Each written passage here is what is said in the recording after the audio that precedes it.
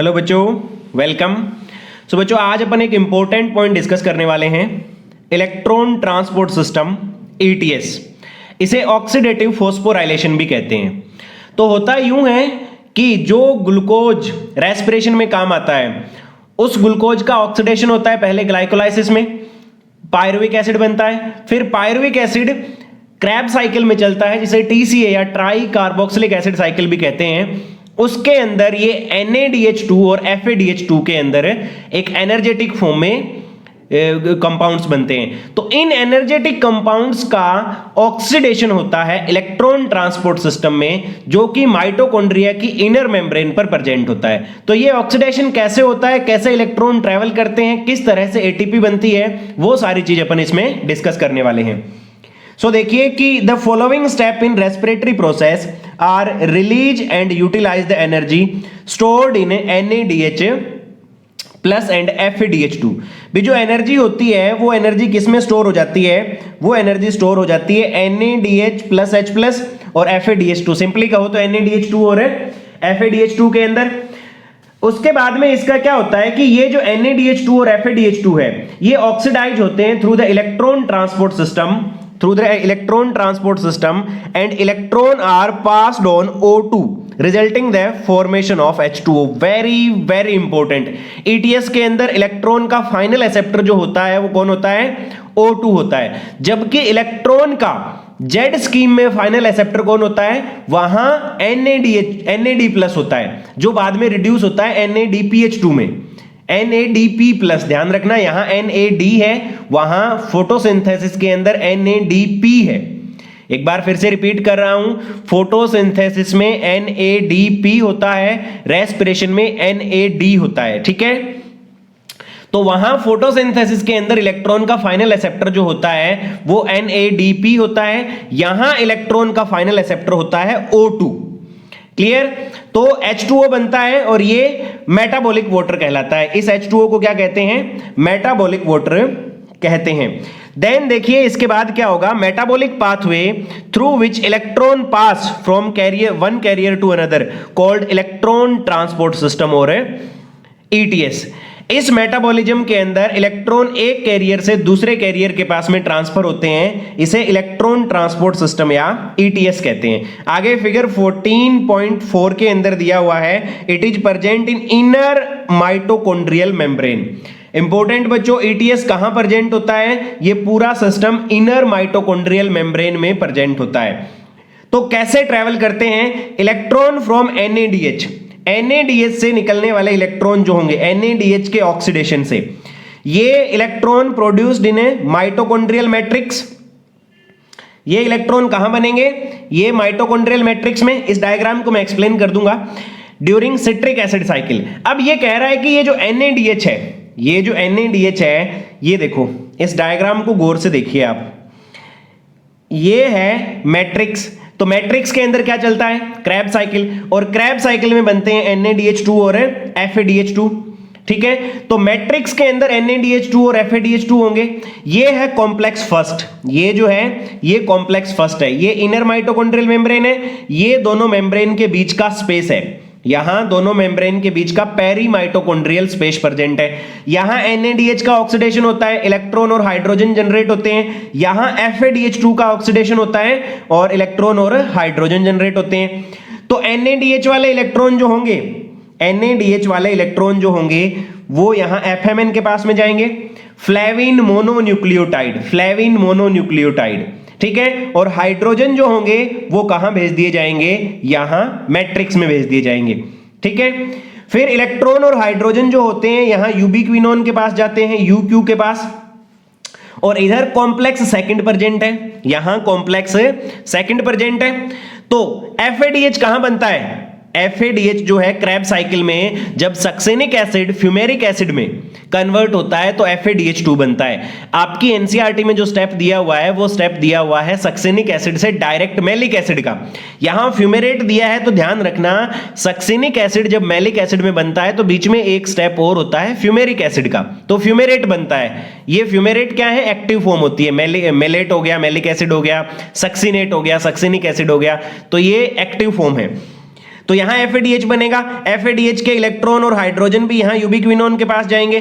तो यूबिक्विनोन hydrogen career है, यूबिक्विनोन hydrogen और इलेक्ट्रॉन दोनों को कैरी करता है। हाइड्रोजन को पेरीमाइटोकॉन्ड्रियल मेम्ब्रेन में डाल देगा, पेरीमाइटोकॉन्ड्रियल स्पेस जो होता है, सॉरी पेरीमाइटोकॉन्ड्रियल स्पेस में भेज देगा। इधर से ये यूबिक्विनोन भी अपने हाइड्रोजन जो है पेरीमाइटोकॉन्ड्रियल स्पेस में भेज देगा। इलेक्ट्रॉन जो है वो साइटोक्रोम सिस्टम को जाएंगे, तो पहले साइटोक्रोम बी और उसके बाद साइटोक्रोम C1। इस चीज को कंपेयर करो आप फोटोसिंथेसिस से, तो फोटोसिंथेसिस से आप कंपेयर करोगे तो वहां हाइड्रोजन कैरी कौन करता है, प्लास्टोक्विनोन, यहां यूबिक्विनोन। प्लास्टोक्विनोन स्ट्रोमा से थाइलेकोइड की ल्यूमेन के अंदर डालता है, क्लोरोप्लास्ट के स्ट्रोमा से थाइलेकोइड की ल्यूमेन में प्लास्टोक्विनोन हाइड्रोजन डालता है। यहां यूबिक्विनोन मैट्रिक्स के हाइड्रोजन जो हैं वो कहां भेजेगा, पेरीमाइटोकॉन्ड्रियल स्पेस में, और इलेक्ट्रॉन जाएंगे साइटोक्रोम के पास। तो यहां कॉम्प्लेक्स फर्स्ट है, फिर ये कॉम्प्लेक्स सेकंड है, और कॉम्प्लेक्स थर्ड यहां बीच में प्रेजेंट होता है। ठीक है, तो इलेक्ट्रॉन साइटोक्रोम बी, फिर FeS के पास, फिर cytochrome C1, then cytochrome C, ये मोबाइल कैरियर होता है, very very very IMP।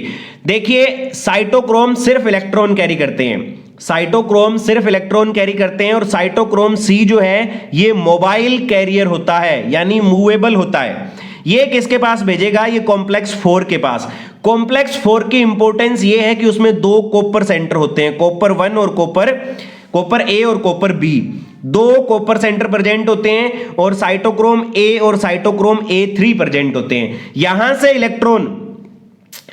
Electron जो है वो कहां चलेंगे, यहां से इलेक्ट्रॉन जाएंगे O2 के पास। O2 यहां से हाइड्रोजन लेगा और किस में कन्वर्ट कर देगा, H2O में कन्वर्ट कर देगा। O2 यहां से हाइड्रोजन और इलेक्ट्रॉन लेकर किस में कन्वर्ट हो जाएगा, H2O में। तो कॉम्प्लेक्स के नाम भी आपको ध्यान में रखने हैं। फर्स्ट कॉम्प्लेक्स क्या होता है, NADH डिहाइड्रोजनेज। कॉम्प्लेक्स सेकंड क्या होता है, सक्सिनेट डिहाइड्रोजनेज। ये एंजाइम काम कर रहे हैं यहां पर, ASC जहां भी लग जाए वहां एंजाइम है, तो ध्यान रख लेना। कॉम्प्लेक्स थर्ड होता है cytochrome BC1, cytochrome BC1 complex third होता है। और कॉम्प्लेक्स 4 जो होता है, कॉम्प्लेक्स 4 कौन सा होता है, साइटोक्रोम C ऑक्सीडेज, यहां ये एंजाइम काम करता है। तो इनके ध्यान जरूर रखना, नाम जरूर ध्यान में रखना। और फिर कॉम्प्लेक्स फिफ्थ कौन सा होगा, ATP सिंथेज। ATP सिंथेज के 2 पार्ट होते हैं, F0 और F1। तो मुद्दा यह है कि इलेक्ट्रॉन तो यहां से ट्रेवल हुए यूं साइटोक्रोम से होते हुए O2 के पास पहुंच गए, ये FADH वाले इलेक्ट्रॉन भी यहां से ट्रेवल हुए और यूं किसके पास पहुंच गए, O2 के पास पहुंच गए, और मेटाबॉलिक वाटर बन गया। बात बची हाइड्रोजन की। अब ये इनर मेम्ब्रेन स्पेस जो है, पेरीमाइटोकॉन्ड्रियल स्पेस जो है, यहां हाइड्रोजन बहुत ज्यादा हो जाएंगे, मैट्रिक्स में हाइड्रोजन कम होंगे, यहां स्पेस में हाइड्रोजन ज्यादा होंगे, तो प्रोटॉन ग्रेडियंट बनेगा। अब ये जैसे ही प्रोटॉन ग्रेडियंट ब्रेक होगा तो प्रोटॉन मूव करेंगे यहां स्पेस से अंदर मैट्रिक्स की तरफ, कहां से होते हुए, इस F0 पार्टिकल से होते हुए। और F1 पार्टिकल जो कि ATP सिंथेज है, ये इनऑर्गेनिक फॉस्फेट को ADP के साथ जोड़ के कन्वर्ट कर देगा ATP में।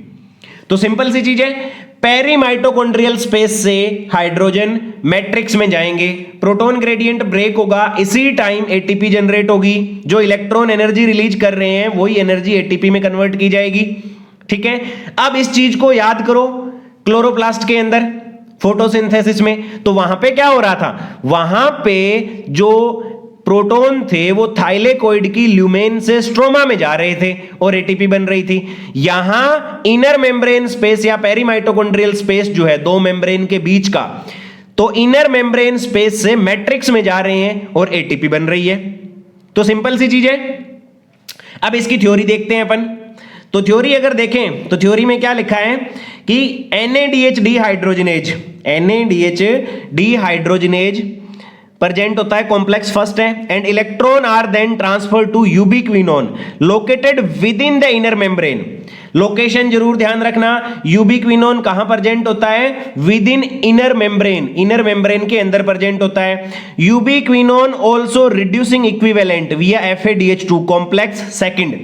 रिड्यूसिंग मतलब ये हाइड्रोजन लेगा और रिड्यूस हो जाएगा, that generated during the oxidation of succinate in citric acid cycle. तो ये FADH2 कहां बन रहा है? ये जब सक्सिनेट या सक्सिनिक एसिड जो है उसका ऑक्सीडेशन होता है आगे फ्यूमेरिक एसिड में, तब FADH2 बनता है। FADH2 का ऑक्सीडेशन कॉम्प्लेक्स सेकंड पर होता है, इलेक्ट्रॉन और हाइड्रोजन जनरेट होते हैं, वो किसको ट्रांसफर किए जाते हैं? यूबिक्विनोन को। ठीक है, यहां पर देख लीजिए, यहां इसने FAD मेंशन नहीं किया है, तो ये वाला कॉम्प्लेक्स यहां से क्या होगा, यहां पर इलेक्ट्रॉन और हाइड्रोजन जनरेट होंगे।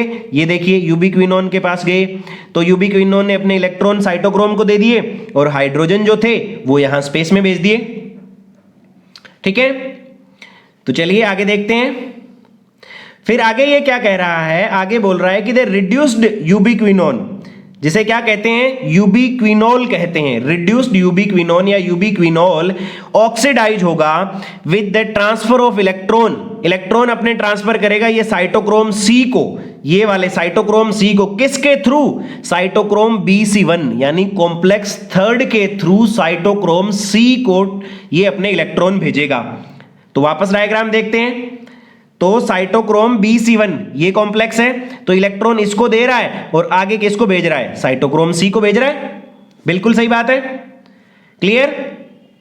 ओके, देन देखते हैं आगे कि साइटोक्रोम सी जो होता है, cytochrome C is a small protein attach to outer surface of inner membrane. Outer surface of inner membrane, फिर से रिपीट कर रहा हूं, outer surface of inner membrane and act as a mobile carrier. ये electron का mobile carrier होता है, electron का ट्रांसफर करता है कॉम्प्लेक्स थर्ड और 4 के बीच में, कॉम्प्लेक्स थर्ड और 4 के बीच में। Complex 4 refer to cytochrome A and A3। ठीक है, 2 कॉपर सेंटर। कॉम्प्लेक्स 4 जो होता है उसमें साइटोक्रोम A और A3 होते हैं और 2 कॉपर सेंटर होते हैं। तो ये तो सारे कॉम्प्लेक्स हो गए।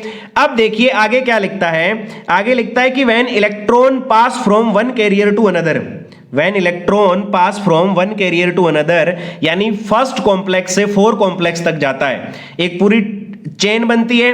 तो they couple to ATP synthase complex fifth कौन सा है? ATP synthase for production of ATP from ADP and inorganic phosphate. तो यही प्रोसेस है, इलेक्ट्रॉन से एनर्जी रिलीज होगी, प्रोटॉन मोटिव फोर्स जनरेट होगा, प्रोटॉन ग्रेडियंट ब्रेक होगा और ATP सिंथेज का F1 particle ADP plus inorganic phosphate को लेते हुए ATP बना देगा, adenosine triphosphate. The number of ATP molecule synthesized depend on the nature of electron donor। जो इलेक्ट्रॉन दे रहा है उसकी नेचर पर डिपेंड करता है कि कितने ATP बनेंगे। फिर से ध्यान रखना, ये बहुत अच्छा स्टेटमेंट है, कितने ATP बनेंगे ये किस पर डिपेंड करता है? Nature of electron donor. तो NADH2 होता जो है, NADH2 जो है वो 3 ATP मॉलिक्यूल के जितनी एनर्जी देता है और FADH2 जो है वो 2 मोल ATP के जितनी एनर्जी देता है। तो NADH2 से 3 बनते हैं, FADH2 से 2 ATP बनती है। Although the aerobic process of respiration take place only in the presence of oxygen। Aerobic process जो है वो सिर्फ और सिर्फ ऑक्सीजन की प्रेजेंस में होता है। The role of oxygen is limited to the terminal stage of process, yet the presence of oxygen is vital. Last stage तक लिमिटेड रह जाता है, लेकिन इस प्रोसेस को बनाए रखने के लिए ऑक्सीजन की प्रेजेंस जो है वो जरूरी होती है। क्लियर? देन देखिए बच्चों आगे, ऑक्सीजन आगे, since it drive the whole process by removing hydrogen from the system. System से हाइड्रोजन रिमूव होते हैं, ठीक है, पूरा प्रोसेस चलता है। भाई देखो, मैट्रिक्स से हाइड्रोजन पेरीमाइटोकॉन्ड्रियल स्पेस में डाले जा रहे हैं, इनर मेम्ब्रेन स्पेस में, वहां से वापस मैट्रिक्स में जाएंगे तो वो हाइड्रोजन किसके में यूटिलाइज होंगे? वो हाइड्रोजन यूटिलाइज होंगे मेटाबॉलिक वाटर बनाने में। ठीक है, clear? Oxygen act as the final hydrogen acceptor. Oxygen act as a final hydrogen acceptor, ये भी इंपॉर्टेंट है कि ऑक्सीजन फाइनल इलेक्ट्रॉन एक्सेप्टर भी है as well as final hydrogen acceptor भी है। तो ऑक्सीजन इलेक्ट्रॉन को और हाइड्रोजन को लेकर वाटर फॉर्म करती है और वही वाटर मेटाबॉलिक वाटर कहलाता है। अनलाइक फॉस्फोराइलेशन, फॉस्फोराइलेशन के अंदर कौन होता है लास्ट एक्सेप्टर? फॉस्फोराइलेशन के अंदर where it is the light energy that utilized for the production of proton gradient required for phosphorylation in ठीक है। अब फोटोफॉस्फोराइलेशन की बात करें तो वो तो मैं आपको ऑलरेडी बता चुका हूं। फोटोफॉस्फोराइलेशन जो होता है इसमें हाइड्रोजन और इलेक्ट्रॉन को जेड स्कीम में फाइनली कौन एक्सेप्ट करता है? NADP+, जो कि हाइड्रोजन और इलेक्ट्रॉन को लेकर NADPH2 में रिड्यूस हो जाता है। यहां कौन एक्सेप्ट कर रहा है? यहां ऑक्सीजन एक्सेप्ट कर रही है और मेटाबॉलिक वाटर बना रही है। सिंपल बात, ठीक है। तो इन रेस्पिरेशन श्वसन के अंदर is the energy of oxidation and reduction utilise for the same process. वहां पर वाटर स्प्लिटिंग हो रही थी, तब इलेक्ट्रॉन और हाइड्रोजन जनरेट हो रहे थे। यहां कौन से प्रोसेस हो रहे हैं? यहां ऑक्सीडेशन और रिडक्शन का प्रोसेस हो रहा है। यहां ऑक्सीडेशन और रिडक्शन हो रहे हैं। वहां वाटर स्प्लिटिंग थी, कहां? फोटोफॉस्फोराइलेशन में। और ऑक्सीडेटिव फॉस्फोराइलेशन में ऑक्सीडेशन रिडक्शन हो रहा है, ऑक्सीडेशन रिडक्शन हो रहा है। क्लियर? अब देखिए आगे क्या लिखता है ये, utilise the same process, it is for the reason that the process is called oxidative phosphorylation। यही कारण है कि इस प्रोसेस को क्या कहते हैं? ऑक्सीडेटिव फॉस्फोराइलेशन कहा जाता है। क्लियर? तो ये है सिंपल सा ETS। और इसके बाद में आप एटीपी सिंथेज के बारे में तो जानते ही हो, कीमोऑस्मोटिक थ्योरी में पढ़ चुके हैं अपन। तो ये जो एनर्जी रिलीज होती है, देखिए इंपॉर्टेंट चीज ये है कि as mention earlier, energy release during electron transport system. Electron transport system के दौरान जब एनर्जी रिलीज होती है तो system is utilise, transport system जो एनर्जी रिलीज हो रही है utilise in the synthesising of ATP with the help of ATP synthase, that is complex number 5। तो उस एनर्जी का उपयोग किया जाता है एटीपी सिंथेसिस करने में, और जो कि ATP synthase complex 5 number complex जो है उसके द्वारा होता है। इसमें दो मेजर कंपोनेंट होते हैं, F1 और F0। F1 जो होता है वो हेड पीस होता है, और peripheral membrane is a peripheral membrane protein complex होती है, ठीक है। Contain the site for synthesis of ATP. तो ये इंपॉर्टेंट है, एटीपी सिंथेसिस की साइट किसके पास होती है? F1 के पास होती है बच्चों। F1 के पास एटीपी सिंथेसिस की साइट होती है। अगर अपन डायग्राम देखें तो ये देखिए डायग्राम, तो मेम्ब्रेन के बिल्कुल अंदर प्रेजेंट है F0 और ये हेड पीस है F1। यहां पर एटीपी बन रही है, यहां पर एटीपी बन रही है। ये इधर वाला स्पेस है, ये इधर वाला साइड मैट्रिक्स होगा। क्लियर? और F0 जो होता है वो क्या काम करता है? F0 is an integral membrane protein. Membrane के अंदर प्रेजेंट प्रोटीन होती हैं that form the channel through which proton cross the inner membrane. Inner membrane को प्रोटोन कैसे क्रॉस करते हैं? F0 पार्टिकल के थ्रू करते हैं। तो the passage of proton through the channel is coupled the catalytic site of F1 component for the production of ATP. अब जैसे ही ये F0 के थ्रू करेंगे तो F0 के थ्रू प्रोटोन जैसे ही बाहर जाएंगे तो F1 की स्ट्रक्चर जो है वो चेंज होने लगेगी। इसके एनिमेटेड वीडियो आप देख सकते हो, बहुत शानदार वीडियो है, एक तरह से मोटर की तरह काम करता है। F0 से जैसे जैसे प्रोटॉन निकलते हैं वैसे वैसे इसके अंदर चेंज आता जाता है F1 में, और एडीपी जो है इनऑर्गेनिक फॉस्फेट को यूज करते हुए आगे कन्वर्ट की जाती है एटीपी में। क्लियर? तो इंपॉर्टेंट चीज है, for each ATP produce 2 hydrogen pass through the F0 from inter membrane space to the matrix down the electrochemical proton gradient. हर एक एटीपी को बनाने के लिए 2 हाइड्रोजन पास होते हैं F0 से, तब F1 एक एटीपी बनाता है, और ये हाइड्रोजन मूव करते हैं इंटर मेम्ब्रेन स्पेस, पेरीमाइटोकॉन्ड्रियल स्पेस या इनर मेम्ब्रेन स्पेस से मैट्रिक्स के अंदर down the electrochemical proton gradient. Clear? तो एक बार अपन रिपीट कर लेते हैं। तो डायग्राम देखते हैं अपन।